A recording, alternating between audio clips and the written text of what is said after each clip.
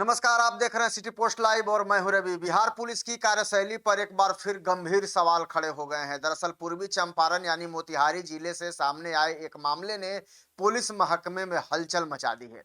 आरोप है कि नकदी बरामद के एक मामले को मैनेज करने के लिए लाखों रुपए की कथित डील की गई।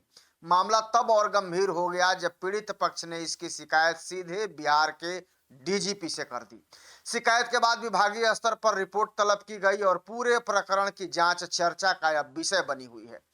जानकारी के अनुसार 26 मई 2026 की देर रात राष्ट्रीय राजमार्ग पर चकिया टोल प्लाजा के पास एक संदिग्ध कार को रोका गया। वाहन में सवार 4 लोगों के पास से करीब 24,91,000 रुपए नगद बरामद किए गए। प्रारंभिक जो जांच हुई उसमें चकिया थाना पुलिस ने की, लेकिन बाद में पूरे मामले को तुरकौलिया थाना पुलिस को सौंप दिया गया।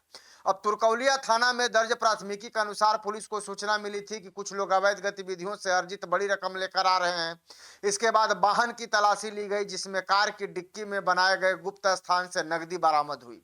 पुलिस ने राशि को संदिग्ध मानते हुए वाहन जब्त कर लिया और चारों व्यक्तियों को भी हिरासत में ले लिया।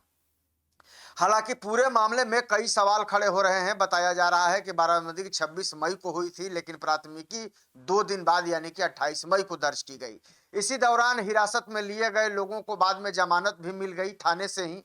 इसी बीच ये भी आरोप सामने आया है कि मामले को हल्का करने और राहत दिलाने के लिए बड़ी रकम की कथित वसूली की गई। शिकायतकर्ता का आरोप है कि जब्त की गई राशि के अलावा लगभग 35 लाख रुपए की अतिरिक्त डील की गई, यानी कि लगभग 25 लाख रुपए बरामद की गई और 35 लाख रुपए और उसकी डील की गई। अब दावा यह किया जा रहा है कि कुछ लोगों ने पुलिस अधिकारियों के नाम पर पैसे लिए और मामले को प्रभावित करने की कोशिश की। हालांकि इन आरोपों की अब तक कोई आधिकारिक पुष्टि तो नहीं हुई है। मामले ने तब तूल पकड़ा जब हिरासत में लिए गए व्यक्ति में से एक के परिजन ने सीधे डीजीपी से शिकायत कर दी। शिकायत में कुछ और बिचौलियों और पुलिसकर्मियों की भूमिका की जांच की मांग की गई है। साथ ही मोबाइल लोकेशन और कॉल डिटेल की जांच कराने की भी मांग उठाई गई है। सूत्रों के अनुसार शिकायतकर्ता जो है वो डीजीपी से मिलने के बाद कार्यालय ने पूर्वी चंपारण के पुलिस अधीक्षक से पूरे रिपोर्ट की जो तलब है वो डीजीपी के तरफ से की गई है। यानी कि अब पुलिस अधीक्षक से रिपोर्ट मांगा गया है मुख्यालय की तरफ से। अब बताया यह जा रहा है कि एसपी ने अपनी जांच रिपोर्ट मुख्यालय को सौंप दी है। अब सभी की नजर इस बात पर टिकी है कि विभागीय जांच में क्या तथ्य सामने आते हैं और क्या किसी अधिकारी या कर्मी के खिलाफ कोई कार्रवाई होती है क्या।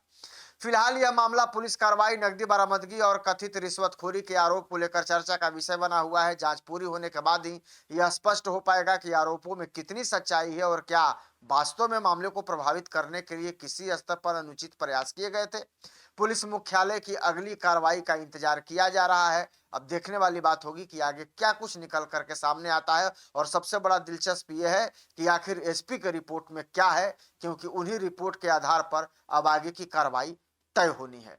बहरहाल आप क्या सोचते हैं इस खबर को लेकर कमेंट जरूर करिएगा और खबर को ज्यादा से ज्यादा शेयर और लाइक भी कर दीजिएगा। धन्यवाद।